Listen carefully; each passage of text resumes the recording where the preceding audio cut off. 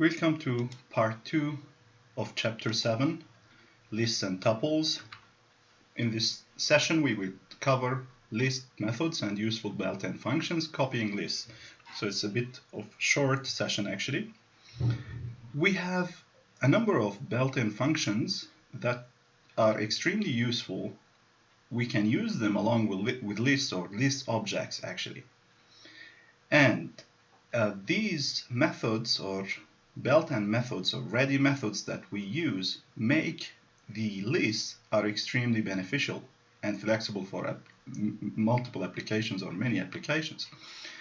First method that frequently appear in applications or list object applications is append. Append, as the name actually suggests, it appends an item to the end of the list. That means if we have list 1 as given here 0, 1, 2, 3, if we would like to append an element or an item, we need to use the list object first, dot the method name in this case.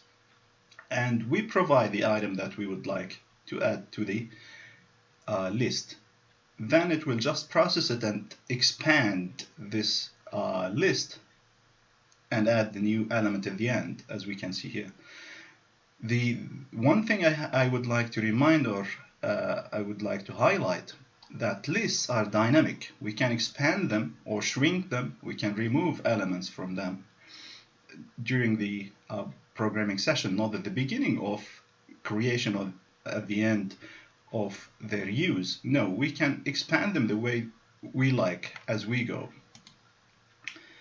We can use also index of item to return the first index or the first met index of that item. That means we may have, let's say, the same item multiple times in a list. However, we return the address of the first appearing one. That means, let's say the first one is coming or appearing in the second index.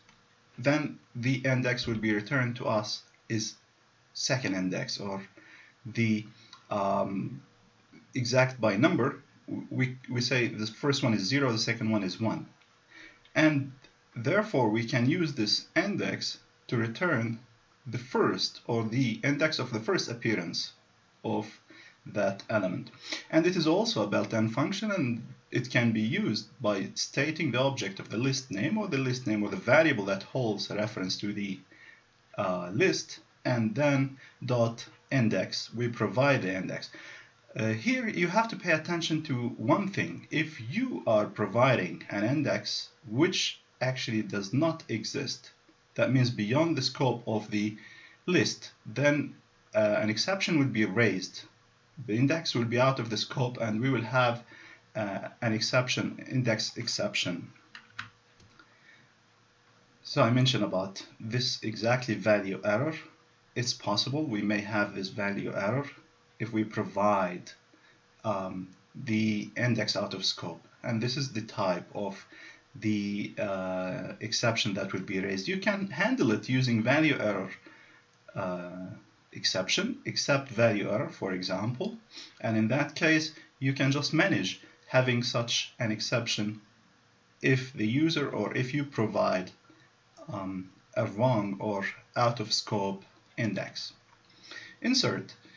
In many applications, we come across of the need for inserting an item somewhere with a specific index. So we can specify the index and we can insert the item where this index is provided.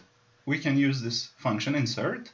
As you can see here, we have this 0 to 6, a list with these even numbers. And let's say we are interested in inserting 4 in its right place. So here is the index 0, 1, 2. So at index 2, we insert 4. If we do this, mylist.insert 2, 4. That means this is the index where we are supposed to insert and the element, the item that's supposed to be inserted. And this is the new list. It will just expand based on the insertion that we made. Sort. This is a very useful built-in function. It sorts the provided list and in the order of sorting here is ascending from smallest to biggest, or from small to big. As you can see here, it's just we use the object of the list dot sort, which just provide us with a sorted version of the list. The list itself would be sorted once you apply this method. That means we are not creating a new one. Actually, we are sorting the original list. Remove.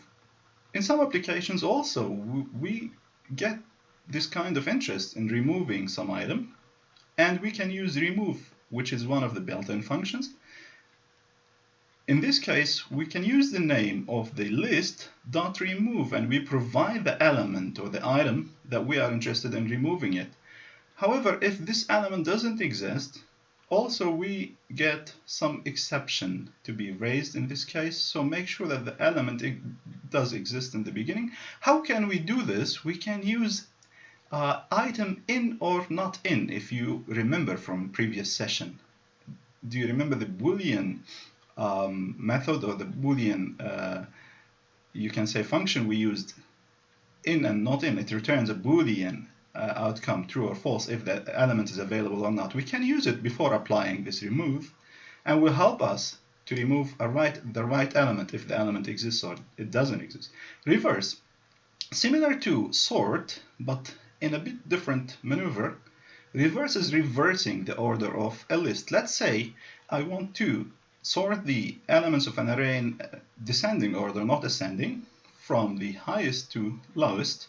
And in this case, I can sort it first initially from smallest to highest. Then after that, I can reverse the order. And in this case, we will get a sorted order, but from biggest to smallest.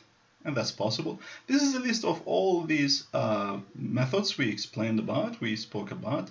And these methods are considered as some sort of attribute. Actually, they are methods, not attributes, but they are used along with the object. That means object dot method in order for us to use them. We have other type of methods that we can apply to the object directly, like delete. If we are interested in deleting certain item based on its index, we can use del for deletion, and the list name, we provide the proper index or the index of the interest where we want to delete the item.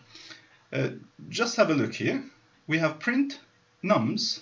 This is a list that previously created. We use it for some applications. Came with us in previous slides. If we apply del nums 3, that means if we count 0, 1, 2, 3, this is index 3, it will delete 7 and the list will shrink. In this case, we will have a new list which has 3 elements only, not 4. So one element will be deleted, totally deleted. All right.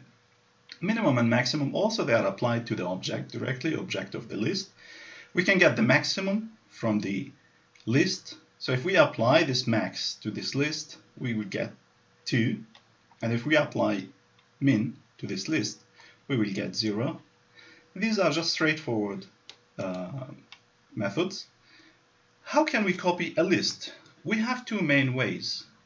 However, before we go to the explanation of these ways, I'd like to remind you that you cannot just copy the references.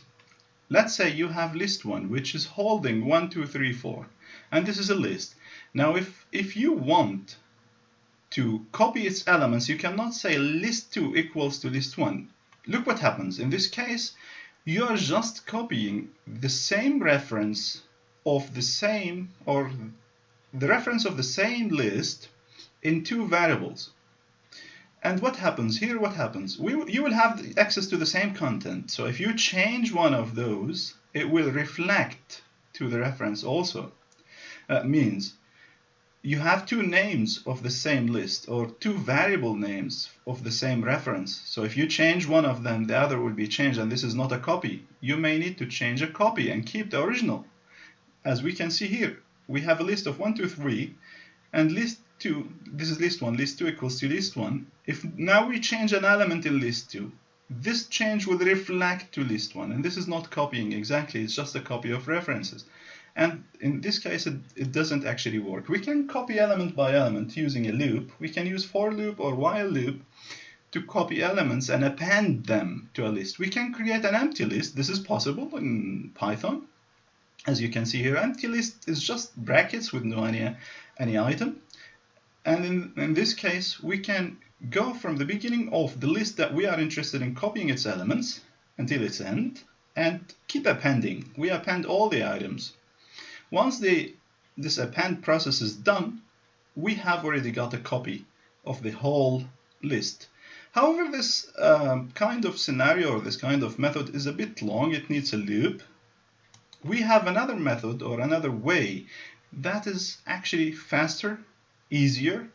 We can create the new list by concatenating the list that we would like to copy to an empty list. And that will just get us a new list or a copy of the old list that we are just interested in having it by concatenating an empty list with the list of interest. And this is the end of our session. I hope you guys will enjoy it. See you in the third session. Goodbye.